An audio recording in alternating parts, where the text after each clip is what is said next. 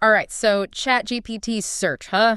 Everyone's talking about it, and for good reason. It's a pretty big deal. We're going to take a deep dive today, looking at two sources, OpenAI's announcement and the CNBC article, both about this new feature. It's pretty wild stuff. Yeah, for sure. So, ready to get into it? Absolutely, let's do it. Okay, so the headline is, obviously ChatGPT can search the web now, in real time. Right in the chat. Like you're having a conversation and you need to know something, like a stock price, right? Or the weather. Right. ChatGPT just finds it for you. Boom, like magic. Right there. No need to open a new tab, nothing. It's crazy. It's a game changer, potentially. Yeah, potentially is the word. That's what we're here to discuss. Exactly. Yeah. So one thing that jumps out from OpenAI's announcement is that they're not just saying, hey, we made search better. They're actually trying to create a better way to search. They even say, quote, getting useful answers on the web can take a lot of effort. Which honestly is so true. Yeah, you think about how many times you've gone down these internet rabbit holes. Click, click, click, endless links. Right. And you're never quite sure if you're getting the best info or just the most popular. So how is ChatGPT doing this better? I mean, how is it different? Well, from what I'm gathering, the key is context. It's not just about keywords anymore. ChatGPT actually tries to understand what you're looking for based on the entire conversation you've been having. Mm-hmm. Like, imagine a super smart research assistant who remembers everything you've asked and then uses that to find the most relevant info. So it's not just about getting information. It's about getting the right information presented in a way that's actually useful. Exactly. And to keep things up to date, OpenAI's partnered with a bunch of news and data providers. Yeah, both the announcement and the CNBC article mention those partnerships. Some big names in there. Associated Press, Axel Springer, Condé Nast. The list goes on. Which is huge, because it means ChatGPT isn't just stuck with whatever data it was initially trained on. Mm-hmm.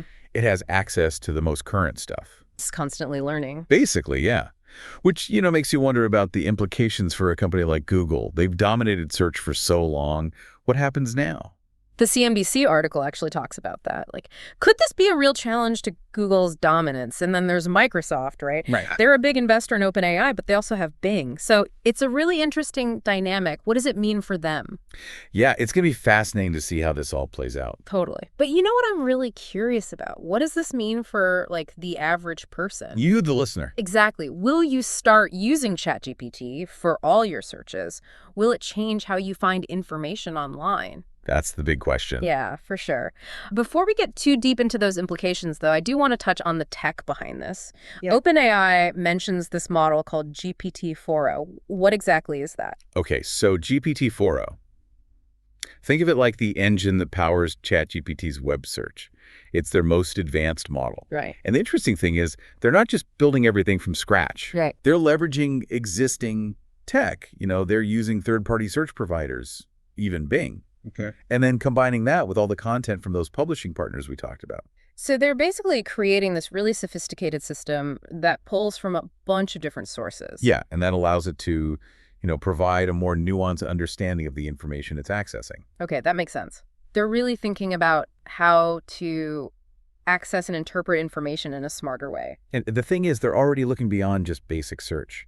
They've hinted at applications in shopping and travel. Whoa. So, like, planning your whole vacation through a ChatGPT conversation, booking flights, hotels, finding restaurants. It's not that far-fetched. OpenAI is definitely aiming for a future where we interact with information in a much more seamless and conversational way. But before we jump ahead, let's take a step back for a second and think about the bigger picture here. All this AI stuff, how fast it's moving, it can be kind of mind-boggling. It really can. It feels like every week there's some new breakthrough, some crazy announcement. It's hard to keep up. Exactly. And that's, that's kind of the whole point of these deep dives, right? To help make sense of it all. Yeah. To cut through the noise, figure out what really matters. That's true. And speaking of what matters, I think we need to talk about the big question lurking behind all this. What does it mean for us, like for everyday people? That's the elephant in the room, isn't it? Yeah. I mean, whenever technology advances this rapidly, there are always these anxieties about the impact, on our lives, our jobs, even our sense of self. The CNBC article touched on this too. Some experts are predicting major shifts in the job market because of AI, like ChatGPT becoming more sophisticated, more capable. Yeah, the idea of jobs being replaced by automation, that's definitely a valid concern. And it's not just fear-mongering either. CNBC highlighted specific experts who are saying this is going to happen. So are they just focusing on job displacement, or are there other implications they brought up? Job displacement is a big part of it for sure. Certain tasks and roles will probably become automated as AI gets better at doing things humans currently do. But historically, whenever we've seen these big technological leaps, they've always led to new opportunities too, new industries, new ways of working. Right, like the internet. Think about how much it disrupted things. But it also created a ton of new jobs, new industries that didn't even exist before. Exactly. So the key here, I think, is adaptability, being willing to learn new things, to evolve. And maybe even more importantly, focusing on developing skills that complement AI rather than trying to compete with it. So learning to work with AI instead of seeing it as this big, scary thing that's going to take our jobs, that's a much more positive way to look at it. It is. It's about empowerment. And honestly, I think it's more realistic too, because AI is here to stay. So the question is, how do we adapt? How do we make it work for us? Okay, I love that. But how do we even figure out what those complementary skills are? It all feels so new and unknown. Like, where do we even begin? Well, first of all, I think lifelong learning is going to be more important than ever. Staying curious, being open to new information, new ways of doing things. Think about it. What are those uniquely human skills that AI can't replicate? Okay, so things like creativity, right? And critical thinking, emotional intelligence, those kind of soft skills that are harder to program. Exactly. Those are the skills that will become even more valuable in a world where AI can handle a lot of the routine tasks. It frees us up to focus on the things that require that uniquely human touch. So we kind of shift our focus from the tasks that can be automated to the things that really matter. Yeah. Innovation, connection, problem solving, that kind of stuff. That's the idea. What if AI takes over all the boring data crunching and we get to focus on, solving complex problems, building meaningful relationships, pushing the boundaries of what's possible? Okay, now that's a future I can get behind. But even with all this potential for good, there are still some concerns about AI that we can't just ignore. Like, what about biases in algorithms? Or data privacy issues? Or even just the possibility of AI being used for harmful purposes? These are real fears people have. You're 100% right. We have to be cautious, thoughtful about how we develop and use this technology. It's not just about the shiny possibilities. It's about making sure it's being used ethically and responsibly every step of the way. And it sounds like OpenAI is at least somewhat aware of these concerns. They're talking about collaborating with publishers and giving websites the option to opt out of their search results, which is a good sign. It is. It shows that they're at least thinking about these issues. But it's going to take a collective effort. Researchers, policymakers, everyday people like us, we all need to be involved in this conversation to make sure AI is a force for good. So what can listeners do? How can we be part of this? It all feels so big. I think the first step is to just stay informed. Don't just accept everything you hear about AI at face value. Dig a little deeper. Ask questions. Challenge assumptions. Talk to people about the ethical implications. The more we understand, the better equipped we'll be to navigate this new world. It makes sense. Knowledge really is power in this case. So the key takeaway, I guess, is this. AI is already changing our world, and it's only going to get more intense from here. There are amazing opportunities, but there are also some real challenges we need to address. Couldn't have put it better myself. And this brings us to something really interesting that OpenAI hinted at in their announcement. Something that could fundamentally change how we think about information and knowledge itself. So you remember how we were talking about OpenAI hinting at deeper research earlier? That really piqued my interest. It seems like they're aiming to do a lot more than just surface basic facts from websites.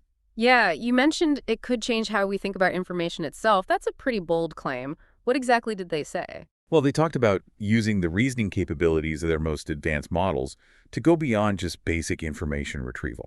Like, they want to use AI to help people actually understand complex topics, not just find a bunch of links about them.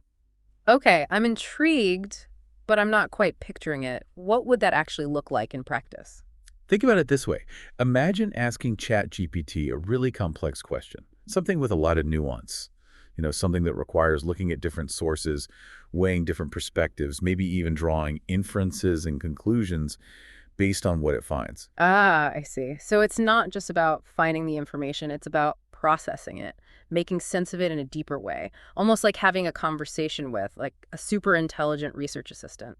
That's a great analogy. Someone who can not only gather the information, but can also analyze it, synthesize it, and present it to you in a way that's actually meaningful and helps you understand the bigger picture. That could be game-changing, especially for things like, I don't know, writing a research paper or making a big decision where you need to really wrap your head around a complex issue. Exactly. It could revolutionize how we approach research, learning, even decision-making.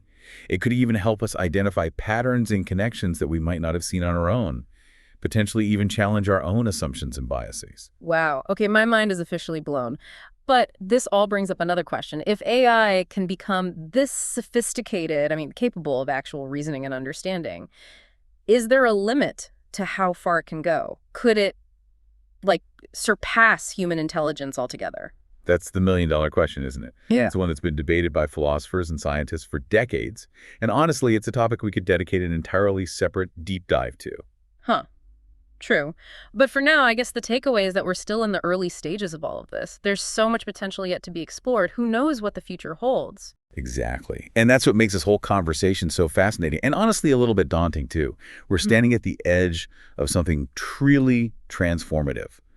And it's up to us to figure out how to navigate this new world responsibly. Well said. So as we wrap up our deep dive into ChatGPT's search upgrade and all its potential implications, I think it all comes down to this. Are you ready for this new era of AI-powered information? How do you see it fitting into your life? Is it a tool, a partner, or maybe something else entirely? There are no easy answers, and the future is still being written. Yeah. But one thing's for sure. This conversation about AI and its role in our lives is just getting started, and it's a conversation we all need to be a part of. Absolutely. So keep those questions in mind, folks, and keep exploring. The world of information is changing right before our eyes, and it's going to be an incredible journey to see where it all leads. Thanks for joining us for this deep dive.